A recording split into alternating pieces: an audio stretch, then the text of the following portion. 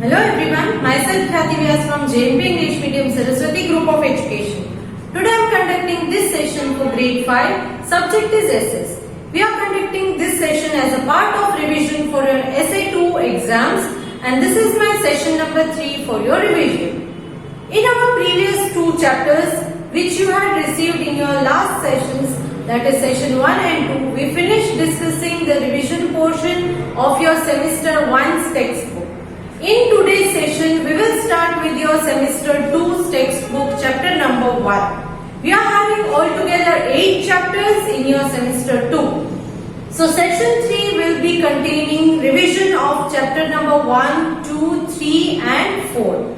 And session number 4, we will have revision of chapter number 5, 6, 7 and 8.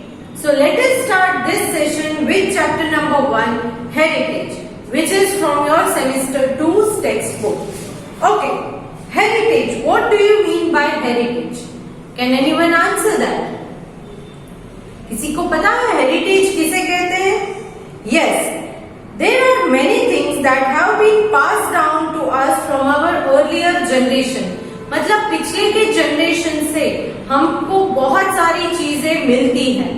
जैसे कि हमारे घर में पुराने बर्तन होते हैं, हम हमारे एल्डर सिस्टर या ब्रदर के कपड़े भी पहनते हैं, करेक्ट. हमारे घर में वॉल क्लॉक हो सकती है, वो पुरानी है. तो ये सारी चीजें पिछले जनरेशन से हमें मिलती है, ओल्डर जनरेशन से. तो इन सारी चीजों को हेरिटेज कहा जाता है. We have 2 types of heritages, that is natural heritage and cultural heritage. First, natural heritage.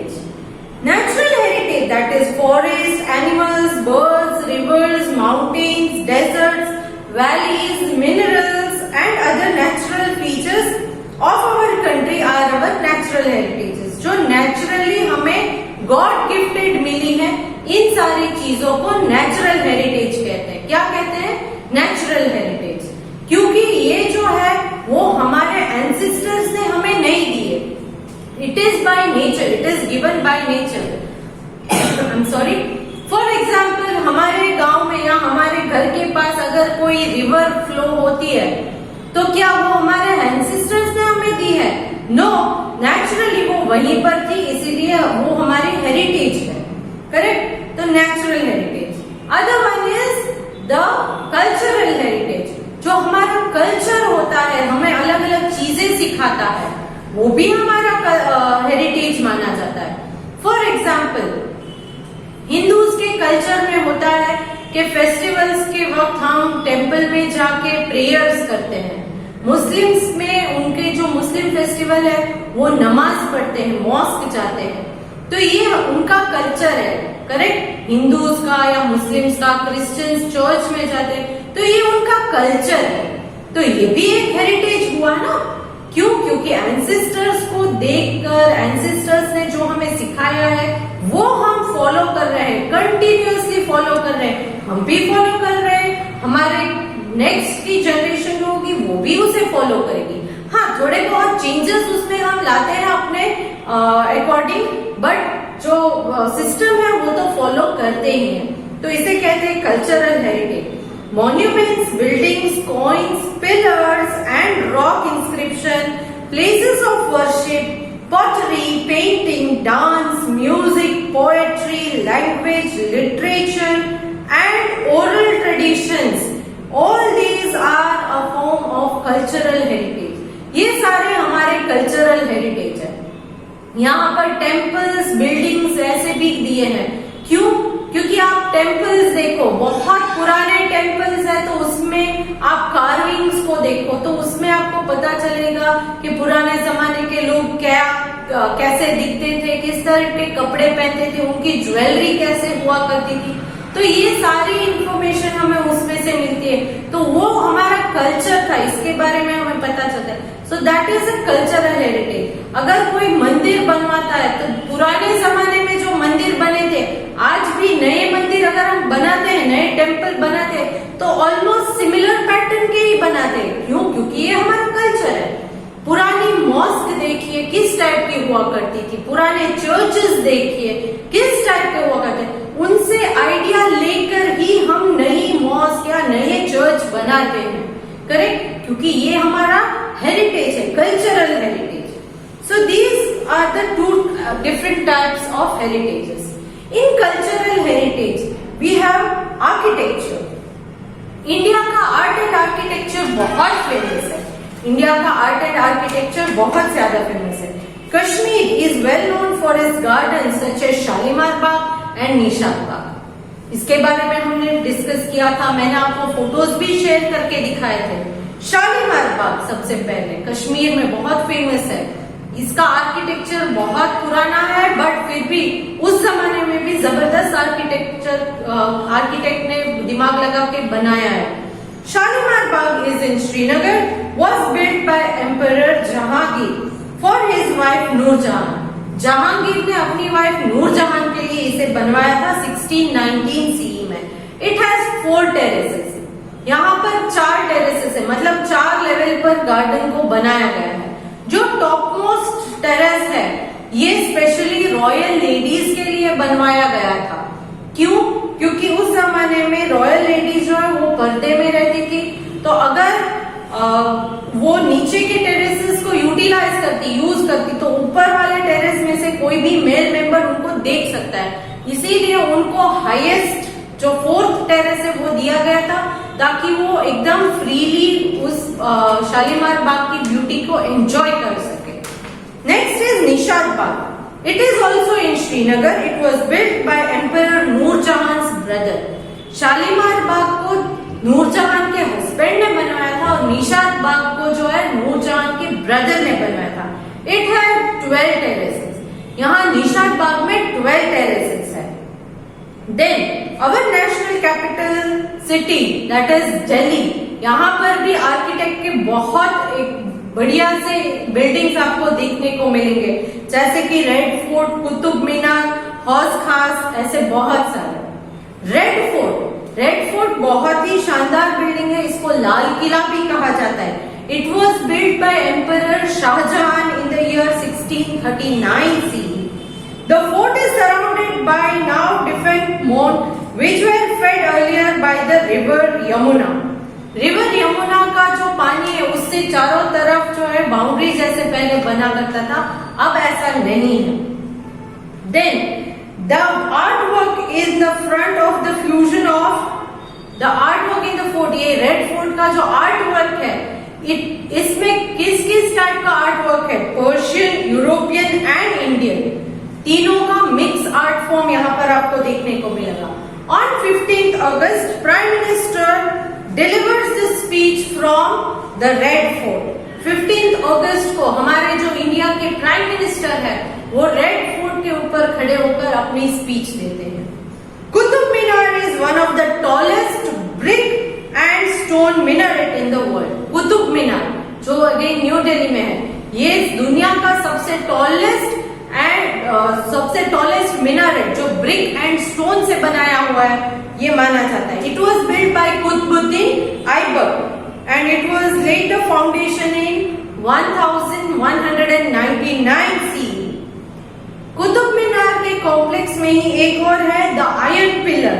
ये जो है वो ब्यूटीफुल इसलिए माना जाता है कि उस टाइम का इंजीनियरिंग इतना जबरदस्त है कि वो आयरन का पिलर है, उसके ऊपर पूरे साल में धूप पड़ती है, रेन की वाटर पड़ता है, फिर भी उसमें रस्ट नहीं हुआ है अब तक। Other one is Taj Mahal which is located in Agra. It was built by emperor Shahjahan in the memory of his wife Mumtaz Mahal. It is made up of white marble and it is most popular tourist attraction in India. It was constructed over period of 22 years। इसके construction में करीबन 22 years का time लग गया था। It is the finest piece of Mughal architecture combining Persian, Turkish and Indian architectural style. Now at Sikandra near Agra lies Akbar stone. Sorry, Agra के पास सिकंदरा नाम की जगह है, यहाँ पर अकबर स्टोन है। अकबर स्टोन स्टोन का मतलब अकबर के गुजर जाने के बाद उनकी जो कब्र बनाई जाती है उसके ऊपर जो होता है उसको अकबर स्टोन कहा जाता है, उनकी याद में। Rajasthan and Gujarat have several palaces and havelis showing local craftsmanship and skill. Rajasthan और गुजरात में बहुत सारे पैलेसेस एंड हवेलीज हैं, यहाँ पर भी आप ब्यूटीफुल आर्किटेक्चर पीसेस देख सकते हो।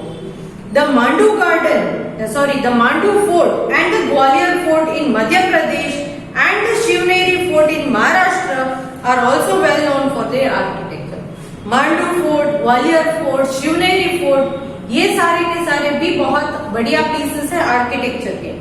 मांडू फोर्ट जो है, it is a large number of palaces such as Jahaz Mahal and Hindola Mahal, ornamental canals, baths, mosque and other buildings. It is wonderful piece of Afghan architecture. Gwalior fort, it was built by Raja Mansingh Tomar of Tomar dynasty in 15th century. It is beautiful and it stands on an isolated rock. एक rock के ऊपर ये पूरा का पूरा Gwalior fort बनाया गया है। Then inside the fort there are several temple, mosque, white gurdwara inside the fort and gurdwara is well maintained even now. इस एक फोर्ट के अंदर बहुत सारी चीजें हैं जैसे कि मॉस्क है, गुरुद्वारा है, etcetera. Shivneri fort which is located in Junnar in Maharashtra, it is birth place of Shivaji Maharaj who was born in 1627 CE and founder of the Maratha Empire. The fort has 7 huge gates which one has to cross to enter. इस fort को enter करने के लिए 7 gets को cross करना पड़ता है। ये 7 गेट्स इसलिए रखी गई थी ताकि कोई भी एनिमी अगर एंटर होता है तो इजीली अंदर नहीं आ सकता, इन 7 गेट्स को क्रॉस करना पड़ता है पहले। So it was like that. Near the pond of statue of Jijabai with her son Shivaji, यहाँ पर जो है right of the middle of the fort is a wide pond, water pond known as the बादामी तालाब। यहाँ फोर्ट के बीचों बीच एक water pond है, इसको बादामी तालाब कहा जाता है। Near the pond is statue of Jijabai, इस पॉन्ड के पास जीजाबाई का एक स्टैच्यू रखा गया विद हर सन शिवाजी, और उनके हाथ में उनका बेटा है Shivaji. Next goddess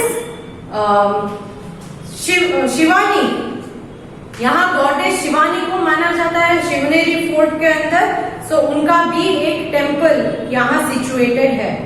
temples in India are very beautiful. God and goddesses, animals, people, stories and situations. यहाँ पर बहुत सारे गॉड्स एंड गॉडेसेस की प्रेयर की जाती है इंडिया में। तो बहुत सारे ब्यूटीफुल टेम्पल्स है जैसे कि मीनाक्षी टेम्पल जो मदुरई में है, which is dedicated to lord Shiva and Parvati. Shankar और पार्वती के पूजा की जाती है मीनाक्षी टेम्पल में। ये बहुत ब्यूटीफुल पीस ऑफ आर्किटेक्चर माना जाता है। यहाँ पर 12 मैग्निफिसेंट गोपुरम्स और टावर्स लगे हुए हैं। टावर्स मतलब क्या, मंदिर के ऊपर का जो हिस्सा होता है उसे टावर कहते हैं। Then the Sun Temple at Konark in Odisha is another magnificent architectural piece. यहाँ सन टेम्पल के बारे में मैंने आपको ये भी बताया था कि ये हॉर्स उसे पुल करते हैं, फिर उसमें व्हील्स लगे हैं। पूरा टेम्पल एक चैरियट यानी कि रथ के फॉर्म में है। देन इसके बाद बुद्धिस्ट लोगों का सांची स्तूप एट सारनाथ, ये भी बहुत फेमस है। इसके गेट को एंट्रेंस कहा जाता है, गेटवे को एंट्रेंस कहा जाता है। देन आर्ट एंड आर्किटेक्चर के अलावा इंडिया में पेंटिंग, ये भी एक कल्चरल हेरिटेज माना जाता है। यहाँ बहुत सारे wall painting and miniature paintings देखने को मिलते हैं जैसे कि अजंता केव पेंटिंग्स है। देन मिनिएचर पेंटिंग जो राजस्थानी एंड पहाड़ी पेंटिंग्स में आपको दिख सकता है। Then talking about artifacts, India में आर्टिफैक्ट्स भी बहुत सारे हैं जैसे कि टेराकोटा आर्ट है या बहुत सारे ऐसे आर्ट है। टेराकोटा आर्ट जो हम हड़प्पन सिविलाइजेशन से करते आ रहे हैं। टेराकोटा आर्ट मतलब मिट्टी की बनाई चीजें, इंडिया में मिट्टी की बनाई बहुत सारी चीजें आप देख सकते हो. So all these are our cultural heritage. So all these things we learned in this chapter regarding our heritages. Next, coming to the chapter number 2, coming of the British. So British in 1498, Vasco da Gama, a Portuguese explorer, discovered sea route to India via Cape of Good Hope. So 1498 में Vasco D gamma नाम का Portuguese explorer India आए थे. ये आए थे सबसे पहले कैलीकट में, जिसको कोझिकोड अब कह रहे हैं. न्यू नेम इज कोझिकोड, पहले कैलीकट कहा जाता था. He came here and he wanted to actually trade with India. Trading के लिए, बिजनेस के लिए इंडिया आए थे. So he built a trade centre at Cochin, that is Kochi, अब कोची कहते हैं, पहले कोचिन, देन कनानूर, पहले अभी कन्नूर कहते हैं, and Calicut. So Cochin, Cananore and Calicut, इन 3 जगह पर उन्होंने अपने ट्रेड सेंटर्स खोल के रखे थे.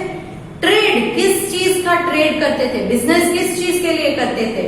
They used to trade in spices, मसाले.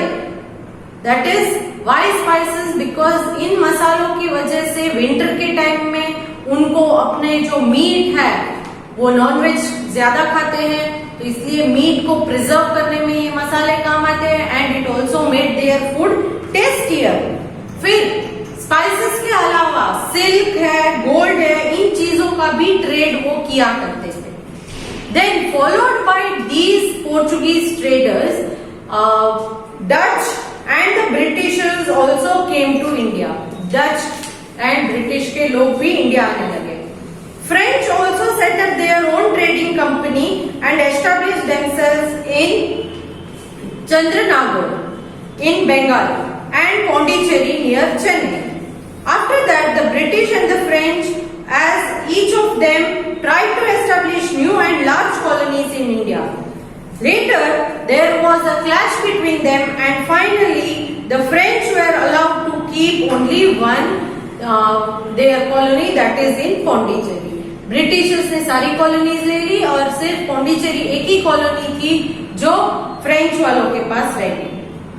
Next, talking about Battle of Plassey.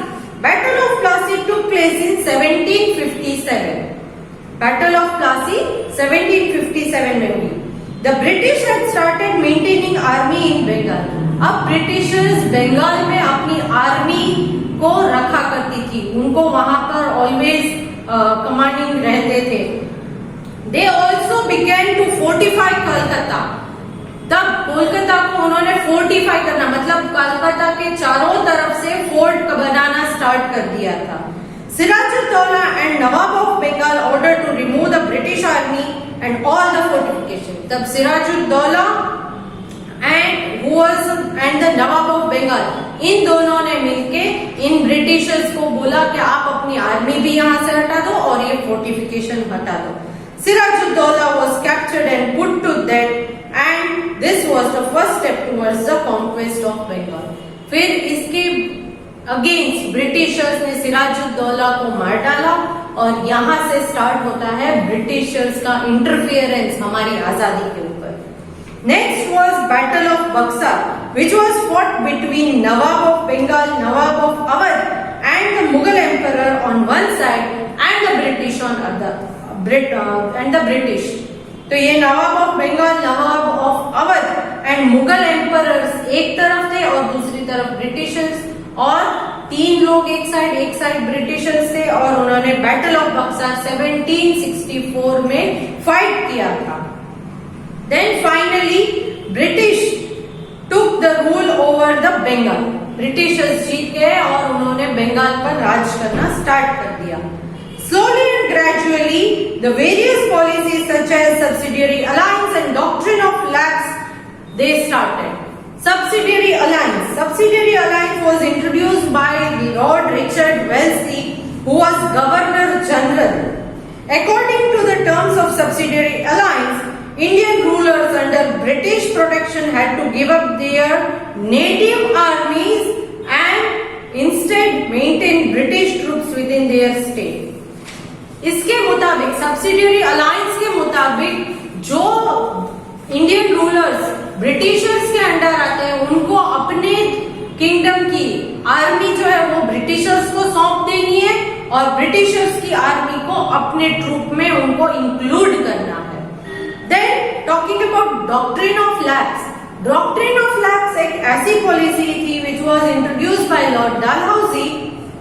इसके मुताबिक Indian rulers who did not have their biologically son, उनके खुद के बेटे अगर नहीं है, अडॉप्टेड सन नहीं biological son, if they did not have their own biological son और नेचुरल हायर अगर उनके नहीं थे, तो जब वो राजा मर जाते हैं तब उनका जो किंगडम है वो ब्रिटिशर्स के अंडर चला जाता है.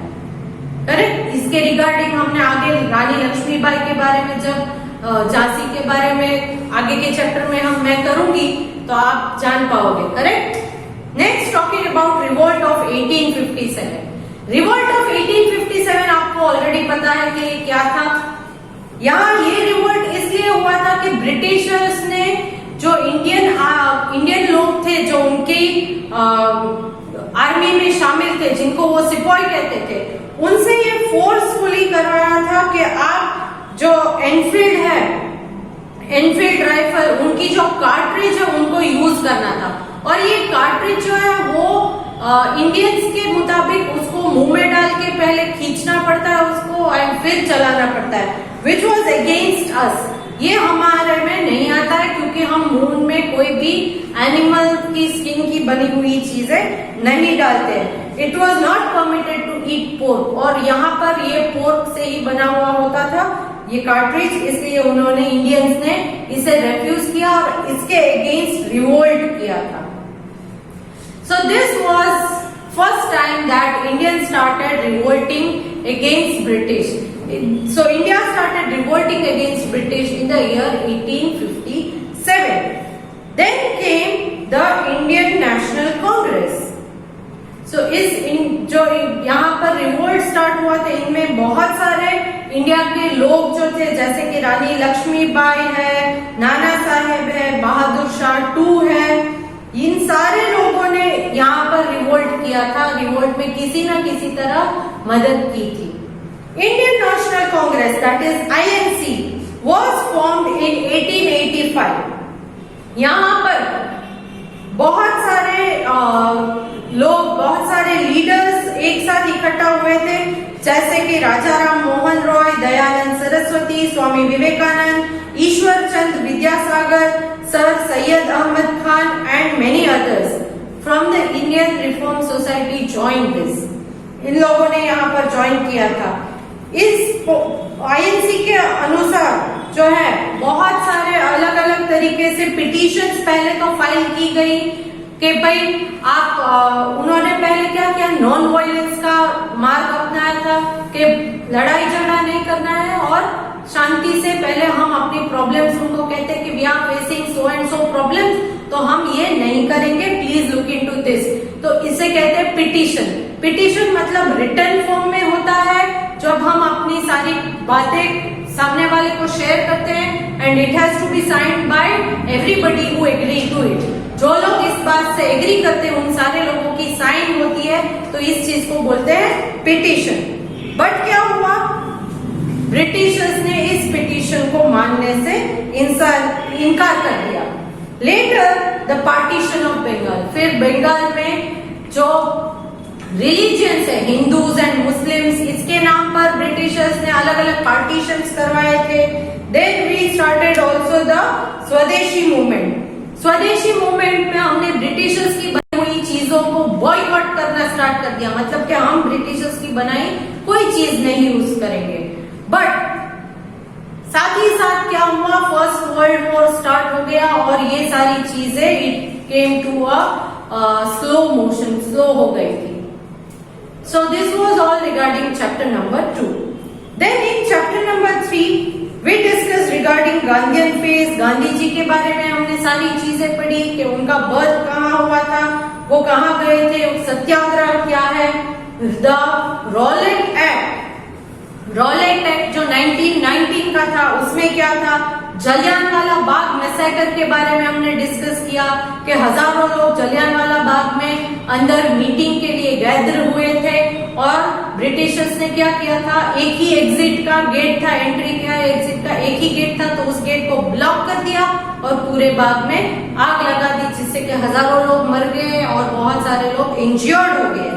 Then we also discussed in this chapter regarding non-cooperation movement and Simon Commission, India का Simon Commission, जिसमें when the commission arrived in India, many people boycotted it and because of many people like Lala Rajpat Rai, उन्होंने जब इसका against विरोध किया था तब वो सीवियरली इंज्योर्ड हो गए थे लाठीचार्ज में और फाइनली ही डाइड।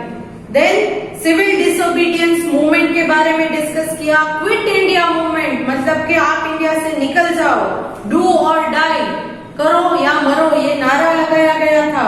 सो ये क्विट इंडिया मूवमेंट हुआ था 1942 में। इस सारी चीजों के बारे में इंडियन नेशनल आर्मी और the Azad Hind Fauj which was the leader was Subhash Chandra Bose, इनके बारे में हमने पढ़ा था। Then we discuss regarding the independence, how we got the independence, that is at the end of Second World War the British had no option but to give India independence and on 15th August 1947 India became free. So इन सारी चीजों के बारे में हमने discuss किया। Doctor Rajendra Prasad became first president, Jawaharlal Nehru became the first prime minister, Mohammad Ali Jinnah he became the leader of Pakistan. So ये सारी चीजों के बारे में हमने चैप्टर नंबर 3 में डिस्कस किया। चैप्टर नंबर 4 में हमने इन फ्रीडम फाइटर्स में से कुछ रिफॉर्मर्स के बारे में या कुछ फ्रीडम फाइटर्स के बारे में पढ़ा था, जैसे कि रानी लक्ष्मीबाई झांसी की थी, जो डॉक्ट्रिन ऑफ लैप्स के अनुसार, क्योंकि उनके जो हस्बैंड थे उनको कोई बेटा नहीं था तो उन्होंने दामोदर राव को अडॉप्ट किया हुआ था और जब वो मर गए तब दामोदर राव बहुत छोटे थे और डॉक्ट्रिन ऑफ लैप्स के अनुसार दामोदर राव को राजा नहीं बना सकते क्योंकि वो उनका बायोलॉजिकल या नेचुरल हेयर नहीं थे। तो रानी लक्ष्मीबाई ने तब ब्रिटिश को अपनी झांसी सौंपने से इनकार कर दिया था और तब वहां पर भी एक लड़ाई लड़ी थी रानी लक्ष्मीबाई ने। देन बाल गंगाधर तिलक, उन्होंने अपना न्यूज़पेपर केसरी के थ्रू बहुत सारे ब्रिटिशर्स के अगेंस्ट आर्टिकल्स लिखे थे और इंडियंस को अवेयर किया था कि ब्रिटिशर्स हमें किस तरह से परेशान कर रहे हैं और हमें मोटिवेट किया था कि हम कैसे आजादी की लड़ाई लड़ सकते हैं। We also discussed regarding Subhash Chandra Bose, the Indian National Army, Sarojini Naidu, all these famous personality national leaders we discussed in this chapter. So this was all regarding your chapter 4's revision. Chapter 4 के बाद आपकी text book में worksheet दी गई है, worksheet 1 MCQs है, ये आप easily solve कर सकते हो अपने आप। क्लियर? सो आज के सेशन में हम यहीं तक रखते हैं, बाकी के 4 चैप्टर्स जो है वो नेक्स्ट सेशन में हम रिवाइज करेंगे। So let me take your leave now, bye.